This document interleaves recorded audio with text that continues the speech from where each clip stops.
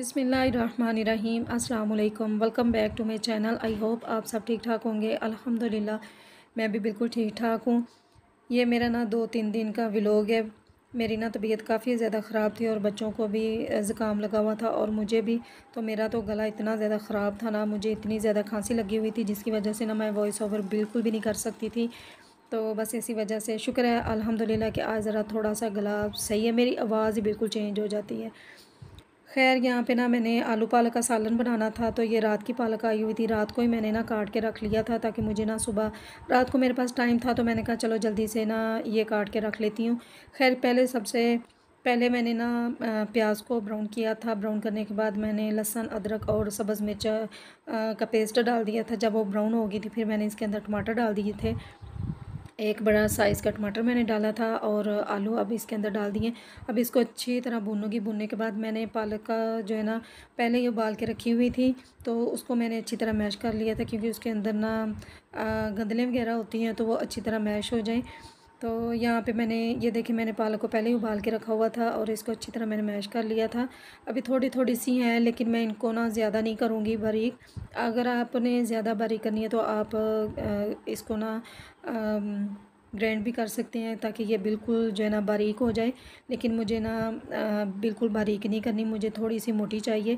तो यहाँ पे ना मैंने आलू पालक को ना अच्छी तरह उसकी बुनाई करके, उसके अंदर पहले ही पानी था पालक के अंदर, तो इसी पालक के पानी के अंदर ही आलू गल जाएंगे। साथ साथ ना मैं चूल्हे को भी साफ़ करती जा रही थी क्योंकि जब सालन बनाते हैं ना तो उसमें से ऑयल की छींटें जो है ना बाहर आती हैं, तो इनको जल्द साफ़ ना करें तो फिर वो ज़्यादा ही गंदा हो जाता है, ऑयली ऑयली जो है ना शेल्फ हो जाती है। तो मैं साथ ही साफ़ कर लेती हूँ ताकि मुझे ना बाद में इतनी इतनी ज़्यादा मेहनत ना करनी पड़े। आटा मैंने रात को ही सुबह को ही गूँध के ना मैंने फ्रिज के अंदर रख दिया था। तो 10-15 मिनट मैंने पहले ही निकाल के रखा हुआ था ताकि ये ना थोड़ा सा नरम भी हो जाए और काफ़ी ज़्यादा ठंडा था। फिर मैंने जल्दी से रोटियां बना दी थी। अच्छा, मेरे पास जितना टाइम होता है ना तो मैं उतने टाइम में कपड़े स्टिच करती हूँ क्योंकि मैं ज़्यादा टाइम नहीं लगाती, क्योंकि फिर घर को भी देखना होता है, बच्चे भी होते हैं, खाना शाना भी बनाना होता है। तो फिर जितना सा टाइम होता है ना तो उतने टाइम में मैं कपड़े स्टिच कर लेती हूँ। तो यहाँ पे मैंने ट्राउज़र को यानी सिलाई कर लिया था। इसके ऊपर ना मैंने थोड़ी सी लेस भी लगाई थी जो बहुत ही प्यारी लग रही है।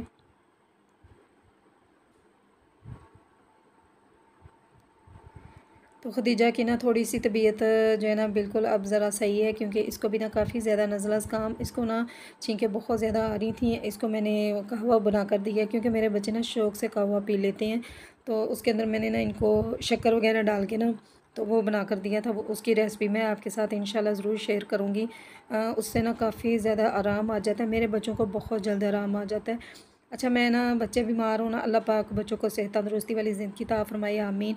क्योंकि मैं ना सबसे पहले इन पर ना घर में टोटके वगैरह करती हूँ। अगर उनसे आराम ना आए ना तो फिर मैं इनको ना मज़ीद डॉक्टर के पास लेकर जाती हूँ। इनको मैंने साथ पैनाडोल का शरबत दिया और कहवा बना कर दिया था, तो उससे काफ़ी ज़्यादा इनको ना आराम आ चुका था। तो मुझे ना डॉक्टर के पास ले जाने की ज़रूरत ही नहीं पड़ी, तो माशाल्लाह अब ज़रा ठीक है। खैर ये मैंने व्लॉग आज का बनाया था। माशाल्लाह आज मैंने कढ़ी बनाई थी।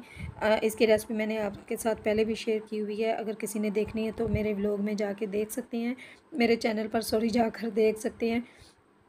खैर मैंने ना आधा किलो दही की मैंने कढ़ी बनाई थी और इतनी ज़बरदस्त बनी थी ना, बहुत ज़्यादा ज़बरदस्त बनी थी। साथ मैंने जल्दी से पकोड़े बना लिए थे। बच्चों को ना बुखार था और मुझे भी, तो मेरा दिल कर रहा था कोई ना करारी चीज़ खाए, तो पहले गला ख़राब था तो ऊपर से मैंने कढ़ी भी बना ली थी। खैर जिस चीज़ पर दिल करे ना तो वो ज़रूर खानी चाहिए। तो यहाँ पे ना मैंने पकोड़े बना लिए थे जल्दी से और बच्चे कह रहे थे कि मामा जी हमें ना, इन्होंने ना पास ही केचप रखा हुआ है, तो एक पकोड़ा लेते हैं कागज़ के ऊपर रख के हाथ पे, तो उसके ऊपर थोड़ा सा केचप डालते हैं तो वो खा लेते हैं। खैर यहाँ पे ना मैंने एक एक करके ना सारे मैंने निकाल लिए थे। जो मेरे चैनल पर नए होते हैं तो प्लीज़ चैनल को सब्सक्राइब कर लिया करें और साथ ही बेल आइकन के बटन को भी प्रेस कर दें ताकि हर आने वाली वीडियो का नोटिफिकेशन आपको मिलता रहे और मज़े मज़े के व्लॉग आप देखते रहें।